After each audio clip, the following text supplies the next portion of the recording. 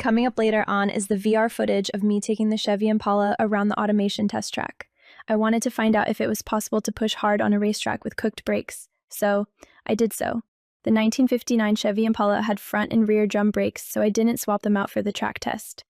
I did a few laps, really heating them up. Once I started recording, I tried to do a burnout and realized I had accomplished my goal when the car just drove off. I used 2 feet to drive this time around since the lack of brakes was going to take some planning.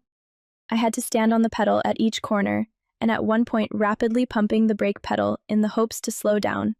I'm surprised they never completely failed on me, but it made for some sketchy end-of-lap moments. The car being automatic made it tougher too. Knowing the brakes were bad did help though, versus when the brake line on my Chevy Suburban let go heading down from Gale Peak. That I wasn't suspecting. I was wearing the same heels though. Was coming home from a black tie anniversary party, looking ravishing in a black cocktail dress, had a car slowing up down the descent and I pushed on the brake pedal, slowing down. I hit a bump in the road and forced the pedal down a little harder, and that was the last bit the rusty brake line needed.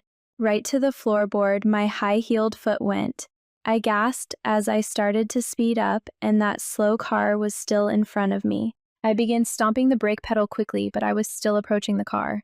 I cut the wheel left into the oncoming lane, which was empty, thankfully, and then began stomping the brake pedal as I swerved back into my lane.